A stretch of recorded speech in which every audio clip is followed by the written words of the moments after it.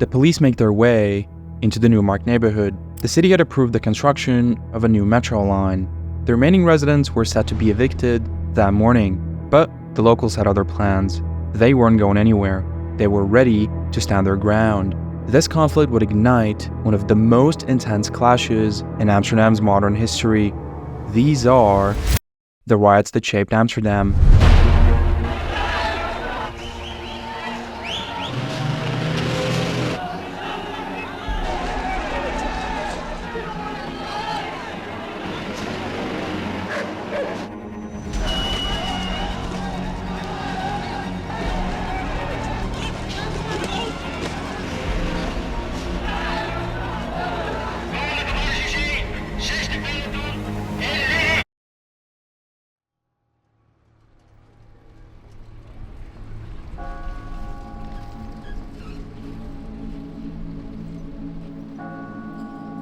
Today, amidst the sound of church bells, people cycle through the city. But these neighborhoods have changed. They are no longer what they once were. A large-scale renovation, as the city called it, was initiated to create a metro line from the suburbs to the city center. After World War II, the Netherlands experienced a period of rapid urbanization. Cities expanded outside their historical borders to accommodate the growing population, while the inner city fell into disrepair. Urban planners and architects focused on creating new housing developments and separating residential spaces from commercial spaces. While this approach was intended to increase efficiency, it failed to address basic human needs. The result was isolated neighborhoods that lacked social cohesion. One of the clearest examples is the Bijlmer in Amsterdam, a neighborhood built according to modernist principles. At the same time, new suburban developments were built, attracting many middle-class families who left the city in search of larger homes and improved living conditions. This contributed to urban decline, especially in the city center of Amsterdam. Between 1960 and 1985, the city lost around 200,000 people due to suburbanization. In the 1970s, Amsterdam city center had largely become a commercial area with workplaces rather than a vibrant mixed-use city with residential and commercial areas nearby. It was far from the vibrant and livable city we know today. Instead, there were several empty plots filled with garbage, abandoned buildings, and streets packed with cars. These issues were similar to the challenges facing American downtowns at the time. Declining inner-city populations, rising car ownership, accidents, and congestion put increasing pressure on Amsterdam. In response, the city initiated a process of urban renewal to attract residents back to the inner city. Most of these proposals, like renovating the city's aging housing stock and improving public space, were viewed positively. Others, such as the plan to build a metro line through the historic heart of Amsterdam, quickly faced criticism from many residents. In 1968, the City Council approved an ambitious plan for a metro system aimed at improving commuting from the suburbs into the city center. However, the plan sparked a protest movement. The route of the East Line, the first to be constructed, was set to cut through Waterlooplein and Nieuwmarkt neighborhoods, meaning that several historic buildings would have to be demolished. Furthermore, the city had plans to construct a highway in the city center, which would have resulted in similar consequences. Construction of the metro could not begin immediately and was further postponed due to unresolved financial issues. Meanwhile, an action group was formed that advocated for the preservation and restoration of the neighborhood. The area was home to a vibrant community of artists, students, and hippies, many of whom were squatting in several abandoned buildings. At the government's request, older residents started to relocate, while new squatters moved in, hoping their occupation of the buildings would delay construction long enough to create a more acceptable solution. The local community called for a livable neighborhood where people could live, play, work, learn, and shop.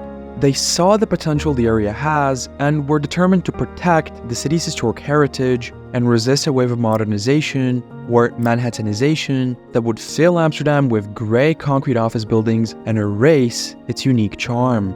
Although alternative routes were suggested, they were quickly dismissed by the state. As peaceful negotiations failed, tensions escalated, buildings began to be demolished, and it became clear the metro would be built and the neighborhood would be changed forever.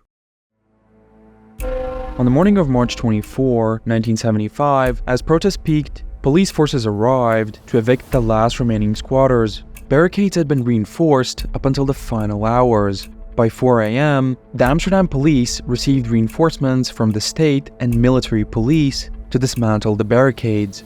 Protesters had surrounded buildings, refusing to leave, but the police eventually advanced. Officers struggled to gain entry to the barricaded buildings and called for reinforcements. Armored trucks and bulldozers arrived to break through the defenses, clearing the way for the police to proceed. And demolition crews immediately began tearing down the structures to prevent the squatters from reclaiming them. The squatters had even constructed a bridge between two buildings for a quick escape. But eventually, the bridge came down and the rest of the protesters were forced out and arrested. Meanwhile, hundreds of people were protesting nearby. The police deployed water cannons against the crowds. The protesters were throwing stones, tearing out parking meters and traffic signs to use as weapons, resulting in a chaotic battle. In a dramatic escalation, they even brought an armored truck, which nearly ran down a police officer. As the clashes continued into the night, the police gained ground. The war had come to an end, and the Wrecking Ball won the final battle. When you take the metro today, the history of what happened remains embedded in the city. The riots led to 47 arrests, 23 of whom weren't from the neighborhood. Fortunately, no deaths were reported, but 15 police officers and 12 civilians sustained injuries. The metro construction resulted in the demolition of large sections of the Nieuwmarkt and Waterlooplein neighborhoods, which were replaced with modernist developments. Several buildings which had contributed to the unique charm and character of the neighborhoods were destroyed as part of the project. At the time, the predominant method for metro construction was cut and fill, which involved building large concrete caissons above ground and then lowering them into place, meaning that everything above the proposed metro route had to go. Today, both Waterlooplein and Nieuwmarkt are accessible by metro, but these areas have drastically changed from what they were 50 years ago. The streets are now lined with buildings that bear little resemblance to the original neighborhood's character. For example, what was once a charming street now looks completely different, with modern architecture that fails to blend with its surroundings. Take a look at this old postcard of Amsterdam. Unfortunately, all of these are gone. This whole urban block was demolished and replaced with this.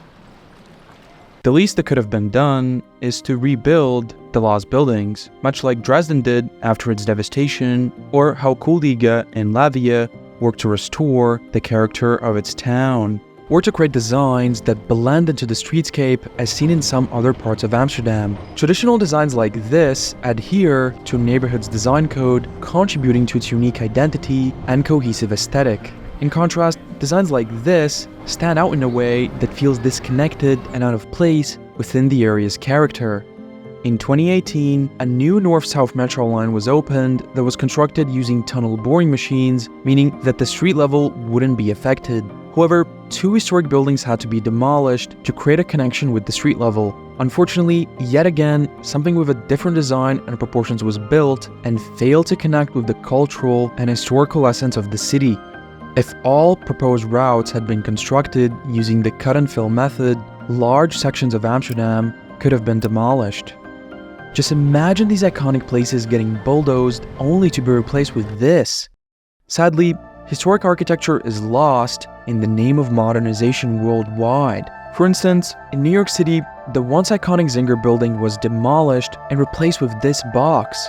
In Amsterdam, the Heinekenhof building was deemed outdated and replaced by yet another boring building.